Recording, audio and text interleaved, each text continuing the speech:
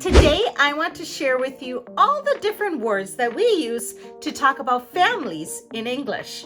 First, we'll start with the nuclear family. The word nuclear comes from nucleus, which we think of as the center or the core of the atom. And when we think of this, we're thinking of your immediate family, the people that are closest to you. And this is the traditional family structure. If you are not married and do not have children, your immediate family or your nuclear family includes your parents, your mother, your father, and your siblings, your brothers and your sisters. Now, if you're married, your immediate family or your nuclear family includes your spouse, your husband or your wife, and your children, your sons or your daughters. We also have different combinations of the immediate and nuclear family. For example, you might be part of a single parent family or a single parent household. In this case, there is one parent and children. Also, we have childless families, and that's when a couple chooses or doesn't have children. Now, relationships are difficult, and sometimes when a couple doesn't get along, they live in different houses. They are separated. Then, if the problems continue, the couple might get divorced. They are divorced when they are legally not married to one another. Sometimes relationships can become very difficult and you lose communication with that person. Your relationship is estranged. You have an estranged relationship with your brother or your sister or another family member. Oftentimes, the immediate family or the nuclear family can grow through a second or third marriage. Now, after a divorce, your parent, your mother, or your father might decide to get married again. And in this case, there will be a step family. This is still part of the immediate family. So if your mother or father gets a new partner, you may have a stepmother or a stepfather. And the children of your stepmother or your stepfather will become your stepsisters or stepbrothers.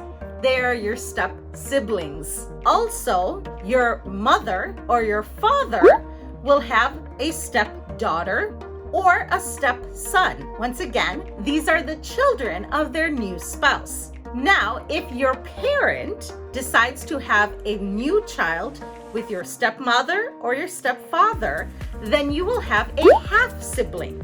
This can be a half sister or a half brother. Here, half sibling means that you and that child share one parent.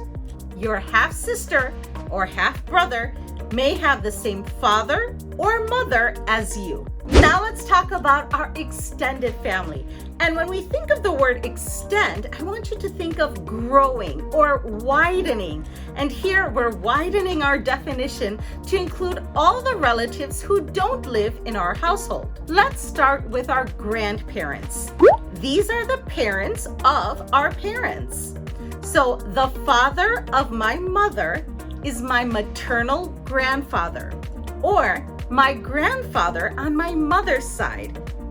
Again, the mother of my mother is my maternal grandmother, or my grandmother on my mother's side. Similarly, the father of my father is my paternal grandfather, or my grandfather on my father's side. Similarly, we have our paternal grandmother or the grandmother on our father's side. These words, paternal, referring to your father's side, or maternal, referring to your mother's side, can be extended to other family members, including your aunts and your uncles. These are the siblings of your parents. So if my mother has a sister, she is my maternal aunt. And my father's sister is my paternal aunt. We also have maternal uncles, so the brother of my mother, or paternal uncles, the brother of my father. Next, we have cousins. Cousins are the children of your aunts or uncles. And here we use the word cousin, whether it's a male or a female. Do you have a lot of cousins? Let me know in the comment section below. Now let's talk about nieces and nephews. Nieces refer to the female child and nephew refers to the male child. These are the children of my aunt or uncle, my cousins, and the word niece refers to their relationship with my parents. So my father's niece or my father's nephew is my cousin. Remember, niece refers to a female and nephew refers to a male. Now let's move on to the marital family. The marital family refers to the relationships and family members that you get once you get married. First, we have mother-in-law and father-in-law.